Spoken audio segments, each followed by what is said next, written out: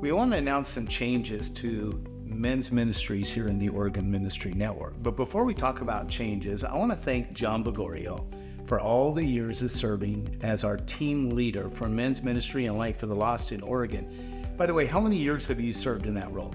September, I started my 23rd year. 23 years.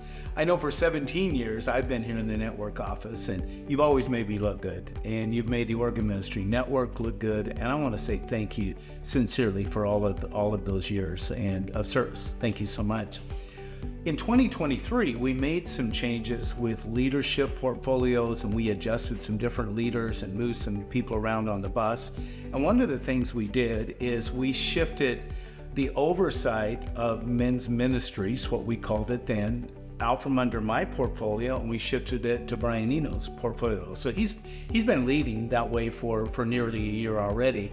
But we have some changes to men's ministry, including a name change and other changes. And so, Brian, why don't you tell us about the changes, you and John, and just kind of catch us up to speed on things? Yeah, well, John, why don't we start with what's the new name? We recently changed the name from Men's Ministry to Ministry to Men. So, Ministry to Men. Now, that's just a slight little change, but I know that there's a big reason behind that. Tell us a little bit about the reason why we made that change. You know, men's ministry has been a term that's been around for a very long time. Oftentimes people think of it as a program that's generated from Springfield, Missouri, and okay, come back and we have a pancake breakfast once a month, and then we get out as quick as we can. And the reason why we switched it to Ministry to Men is so that it represents a shift that we have to make in our mindset about what's going on in today's world. And instead of just concentrating on, our monthly burnt pancake breakfast, what we have to understand is that if we can change a man, then it'll change his family. And if we can change a family, it'll change a community. If we can change a community, it'll change the church. And if we can change the church, it'll change the world. But it starts with the one man. And so that's why Ministry to Men is so critical. That's so good. So really, it's not just a name change, it's really a culture change we're trying to accomplish. It is. Somebody said once that culture will eat vision for lunch. And one of the problems that I think we see in our churches today is that our culture inside the church hasn't kept up with the culture of the world around us. And by that I mean that we have to understand it's an internal cultural problem. We get guys that'll come into our church and we don't really have a place for them, or, okay, maybe if we had Rangers or if we had a boys ministry, they could get involved there, but there's not a whole lot where guys feel like they have something to offer at the church. And so in shifting that mindset and changing that culture, we have to understand that there's only three ways to do it. Number one, it's about the stories that we tell. Number two, it's the things that we celebrate. And then finally, number three, it's the heroes that we recognize. And in shifting to Ministry to Men, we have to understand that a man is valuable and they've got a purpose in our churches other than just coming because their wife goes to church. Absolutely. And I know you understand that in every one of our church, there isn't just one type of man. There's multiple types of men. Some would say up to 4 different types of men. And so we have to have a ministry to men that reaches all of them. And that goes back to the internal culture. So inside every church, we have 4 types. There's the guy that's casual.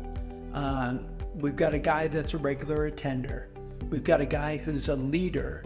And then we've got a guy who's a reproducer. And the problem is that we don't have effective strategies to get men into those bubbles. And most of the time we don't have any strategy to move them from one bubble to the next bubble. And so what happens is when guys come to the church casually and then they start attending, they might even become a leader. But what happens is we don't have any way to get them to become reproducers. And then as reproducers, they go out and bring in more men at the casual level. So we have to find roads to do that effectively. So we're not just talking about ministry to men, we're really talking about discipleship to men. Yeah, and that really is the key word. Unfortunately, discipleship is a buzzword that's going on right now. And I don't know that we fully have drilled down to understand what true discipleship looks like. And that's what we're trying to accomplish by saying, hey, we don't want to see you once every Saturday, one Saturday a month burning pancakes. We want to find effective ways to meet men right where they're at and move them from one circle to the next circle. John, we were in some meetings just recently. In fact, the three of us were there, and we heard some statistics that are new statistics at the end of last year, as I recall. But it talked about the percentages, and can you talk about those two statistics that we heard? Yeah, I was blown away. As a matter of fact, I did a little more digging into it just to make sure I understood it right.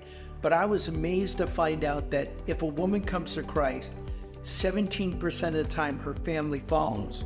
But if a man comes to Christ, 93% of the time his family follows.